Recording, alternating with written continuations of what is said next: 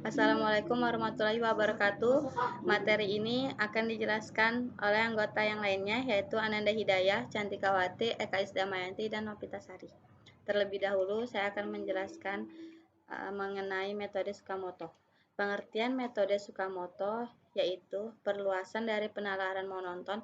Pada metode Tsukamoto, setiap konsekuen pada aturan yang berbentuk if-then harus dipresentasikan dengan suatu himpunan fuzzy dengan fungsi keanggotaan yang monoton. Sebagai hasilnya, output hasil inferensi dari tiap-tiap aturan diberikan secara tegas atau crisp berdasarkan A predikat atau fire strength. Hasil akhirnya diperoleh dengan menggunakan rata-rata berbobot. Sekian video dari saya, kurang lebihnya mohon maaf. Wassalamualaikum warahmatullahi wabarakatuh.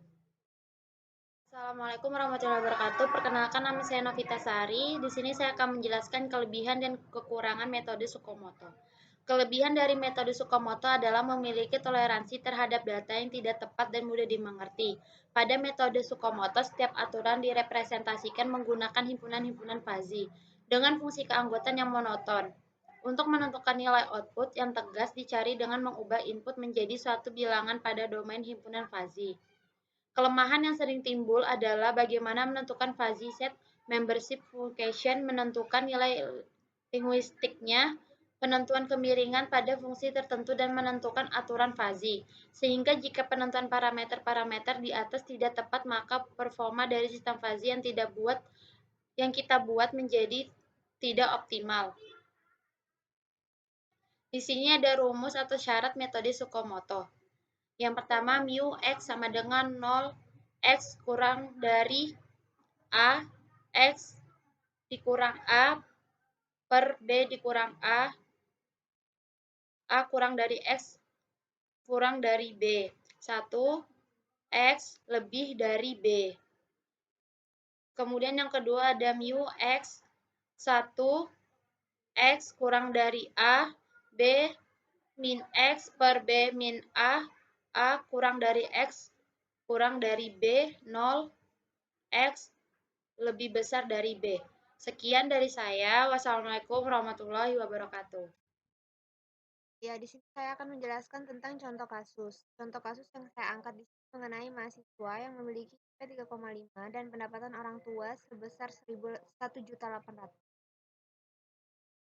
Jadi di sini saya akan membahas tentang contoh kasus yang dimana yang saya angkat di sini mengenai seorang mahasiswa yang memiliki IP 3,5 dan pendapatan orang tua sebesar 1.800.000. Dari kasus ini, maka mahasiswa tersebut memperoleh beasiswa jenis apa? Dan dari kasus ini juga kita mencari solusinya dengan memecahkan masalah. Hal yang pertama kita lakukan itu menghitung fungsi keanggotaan masing-masing variabel. Ini ada new x km sama dengan 2000 dikurang 1800 per 2000 dikurang 1500 per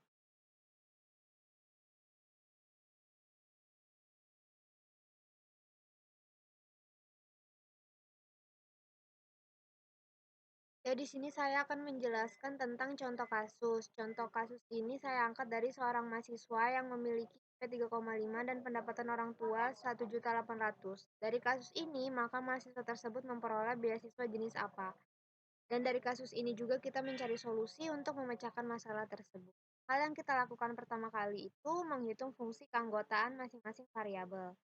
Di sini ada new xkm sama dengan 2000 kurang 1800 per 2000 kurang 1500 sama dengan 200 per 500 hasilnya 0,4.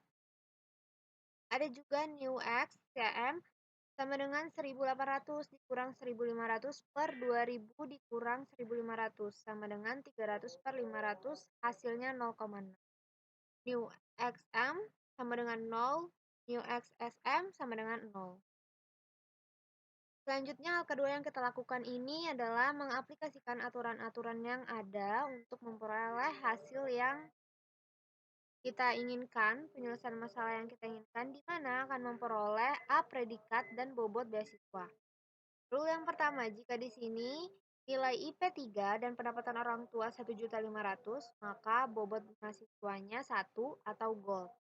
A predikatnya sama dengan 2000 dikurang 1500 per 2000 dikurang 1500 sama dengan 500 per 500, hasilnya 1.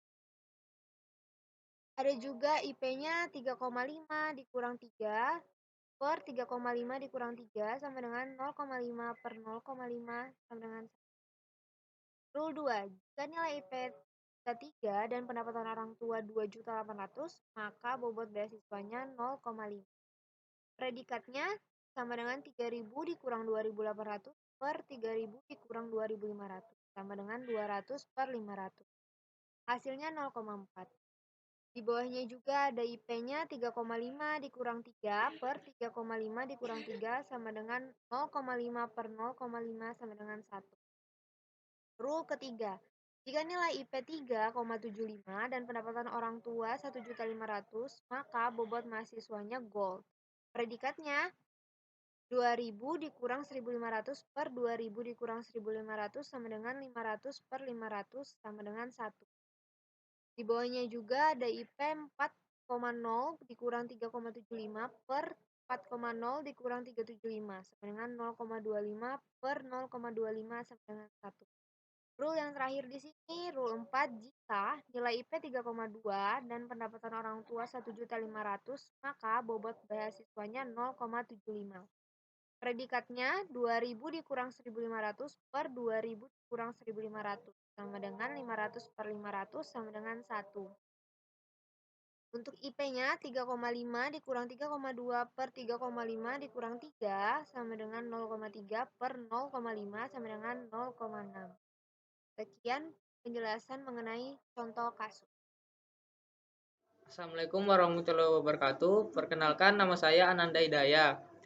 Dari pembahasan teman-teman saya yang sebelumnya, di sini saya menyimpulkan bahwa pembahasan metode Fasi-Tsukamoto dalam menyelesaikan permasalahan yaitu untuk menyelesaikan permasalahan pada studi kasus ini. Terus metode Fasi-Tsukamoto ini juga berfungsi begitu efisien dan mempermudah pekerjaan serta melihat lebih jelas seperti nyata. Terima kasih. Itu pakai kah?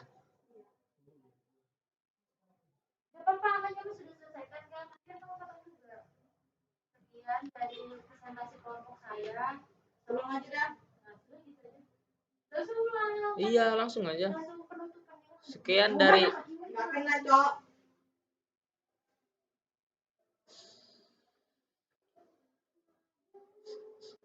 Sekian dari presentasi kami ya. Kami apa aku?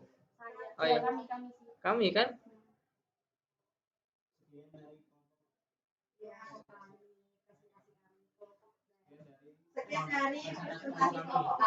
Sekian dari presentasi kelompok kami.